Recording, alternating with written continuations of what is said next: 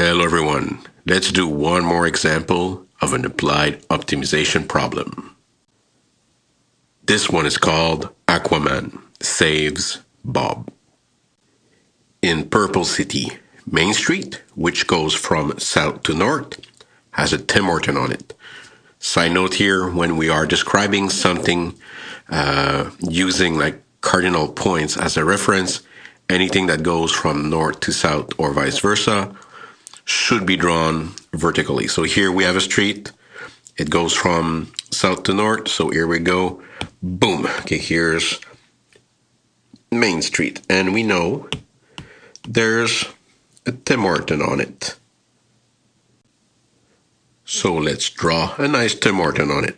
Boom. There's also a canal which goes from east to west. So again, here, east to west, the best way to represent that visually is just by using some sort of horizontal representation. So here we go. Let's draw a canal horizontally. Poof. So that's going to be my canal. So Main Street goes over the canal, and the Tim Horton is 2 kilometers north of the canal. So here we go. Poof. We know it's 2K north. So, while drinking Guinness and playing with his goat, Bob falls in the canal 4 kilometers west of Main Street. This is, of course, because his mom forgot to close his gate. So they both escape, they want to play, Bob was drinking, fell in the water. As the goat watches silently Aquaman, who is having tea at the Tim Horton. So, poof! Aquaman having tea at the Tim Horton. Yeah. Hears the screams of distress. So, Aquaman must get to Bob as fast as he can. But Aquaman will first run from the Tim Horton to a point on the canal in a straight line, and then he will jump in the canal in order to swim to Bob. So let's just pause a second just to explain what I mean by this. Because this is very, very important, especially with the next sentence. Because Aquaman's swimming speed is twice his running speed. So of course, Aquaman is a faster swimmer than a runner.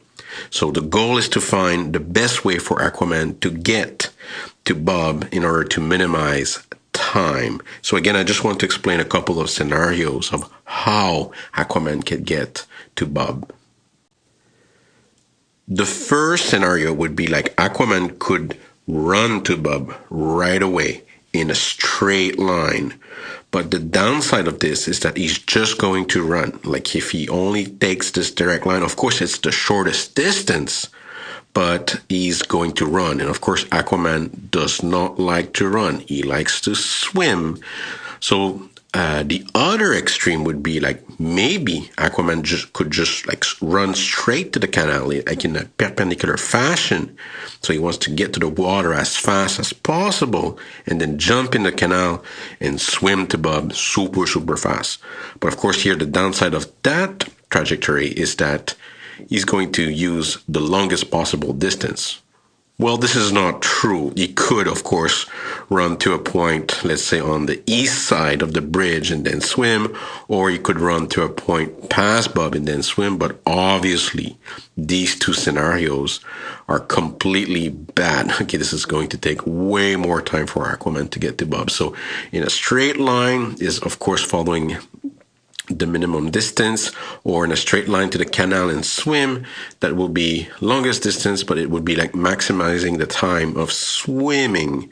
So which one is it? Well, there's an in-between scenario. So Aquaman could pick a point in between Bob and the bridge, and let's say that this point is X kilometers away from the bridge. So here we go. So poof. So define X to be that distance here.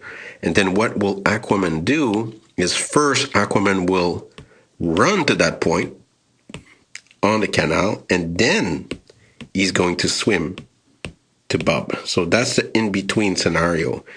With that configuration, When x is equal to 4, that would correspond to the case when Aquaman is just going to run to Bob by staying on land.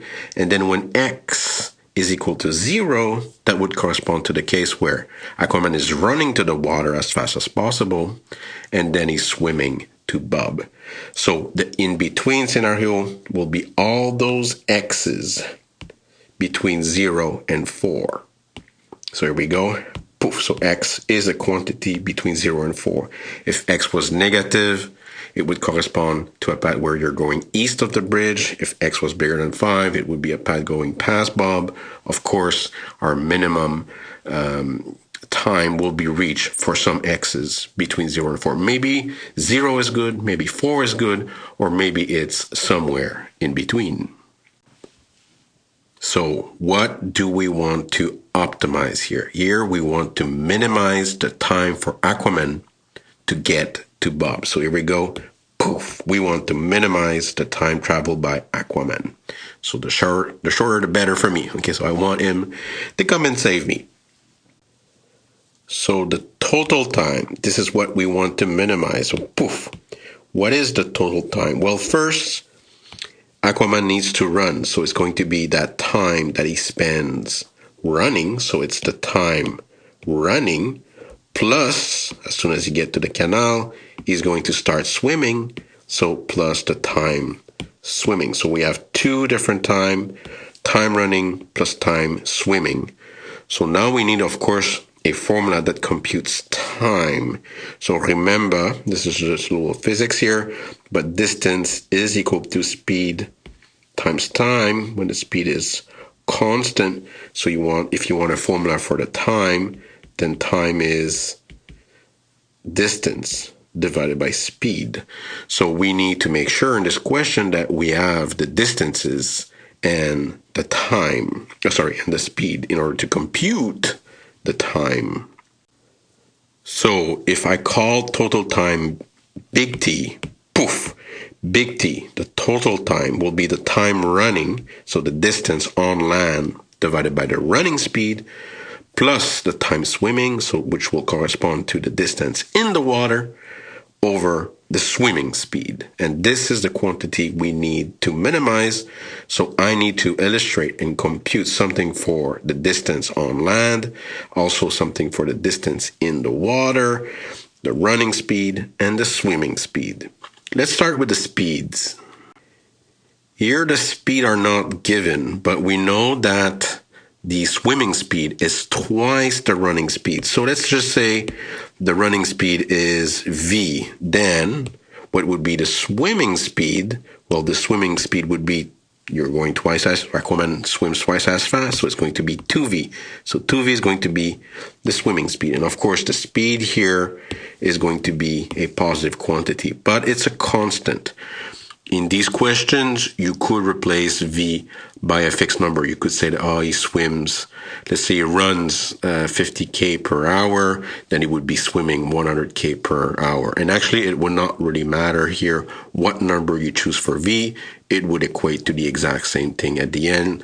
The X value that minimized time does not depend on the actual value of V, but just the fact that he swims twice as fast as he runs.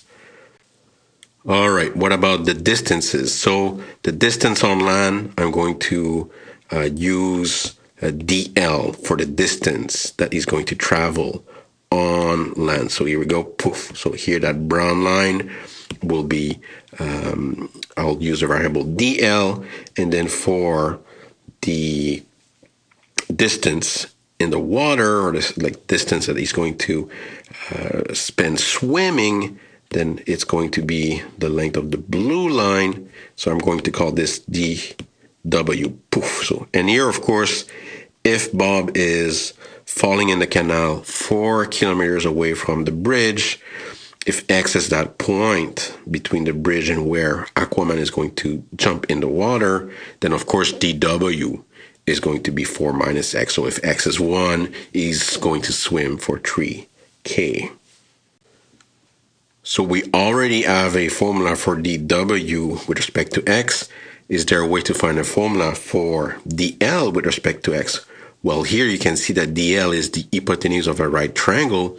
So by using Pythagoras' formula, we know that x squared plus 2 squared is equal to DL squared, or the square root of x squared plus 2 squared is DL. So here we go. So poof, we have a formula for DL. It's the square root of x squared plus 4, because 2 squared is equal to 4. So equal, yeah.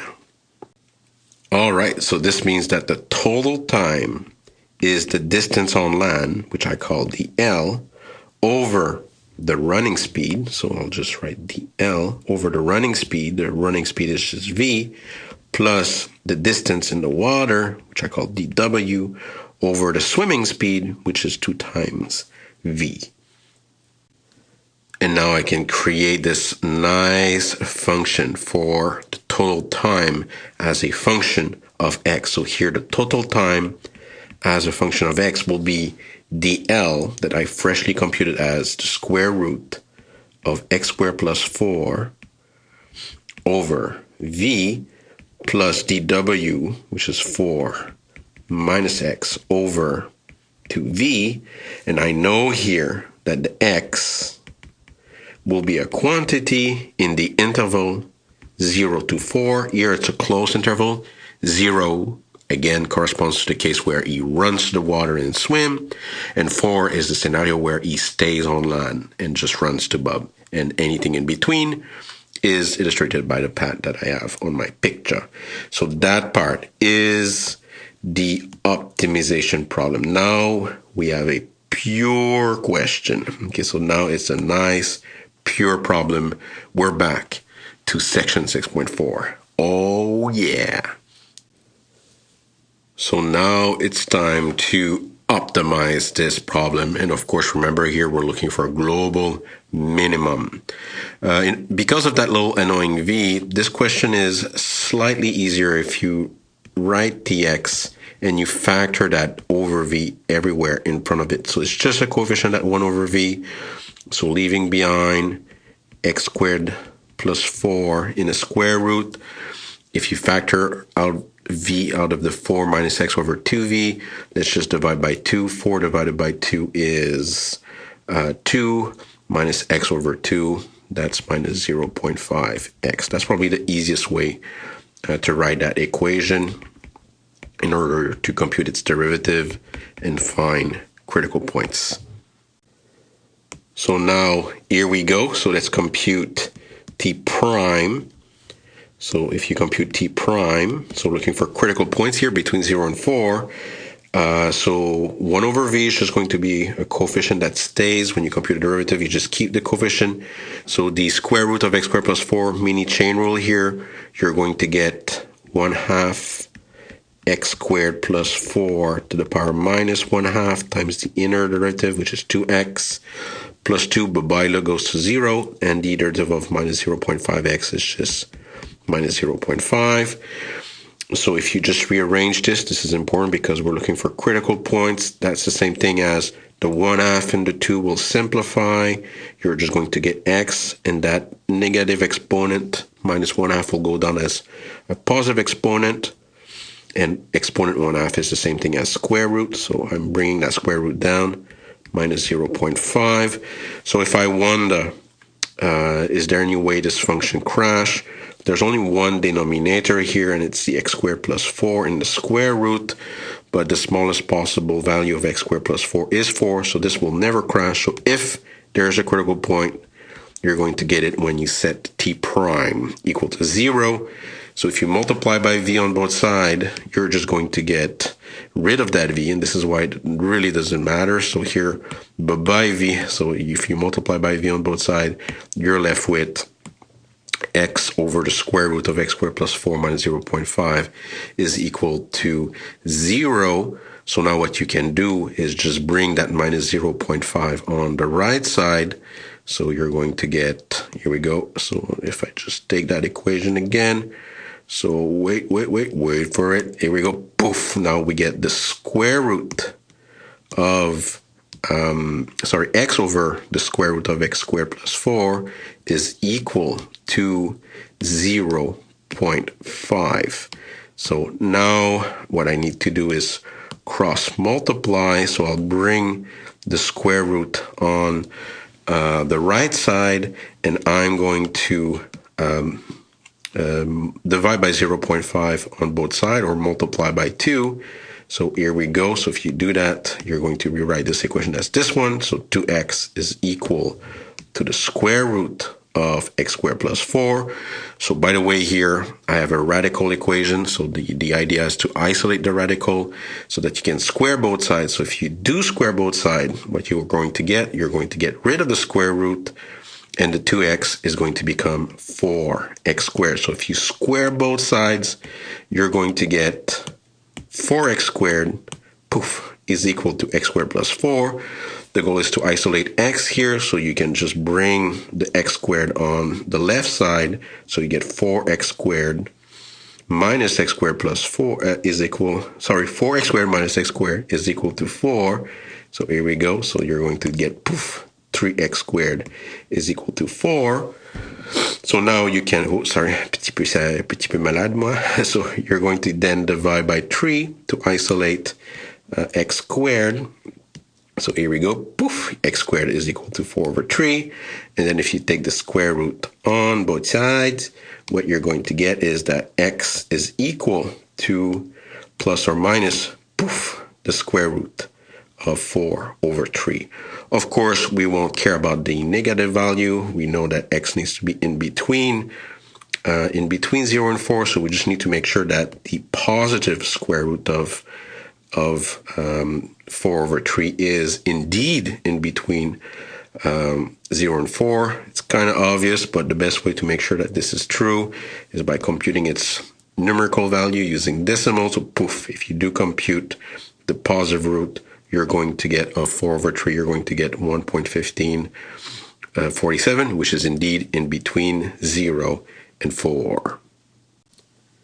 So 1.1547 is a point in between 0 and 4. It's actually going to give us our global minimum, but you need to make sure that this value is indeed the global minimum by comparing the output of the function t at 0, the beginning, at the end, so at 4, and at 1.15. So if you do that using a table of outputs, so remember the 1 over v is not going to change anything. So when you're replacing x by 0, you're going to get, so here we go, I'm just going to put all the values up. So here we go, poof, no, wait.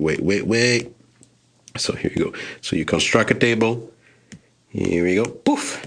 So you need to compute the output at 0, 1.1547, and 4. So at 0, you're going to get 1 over v times 4. At 1.1547, you're going to get 1 over v times 3.73. So already we see that at 1.1547, it's a little bit faster. We all have multiples of 1 over v, so the smaller coefficient is going to give us the best optimal way for Aquaman to run to me. And then at 4, you're going to get 1 over v times 4.47. This is actually like the worst case scenario. So here, when you compare everything, you can see that at the critical point, I have my minimum. At 4, I have my max. Of course, I don't care about the max here. I only care about the minimum because we want to minimize time.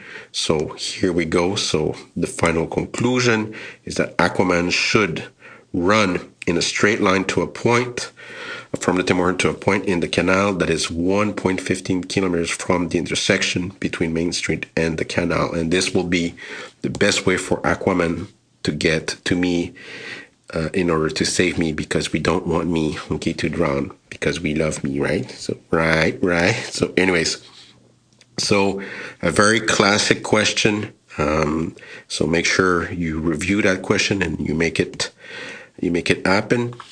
So anyways, so for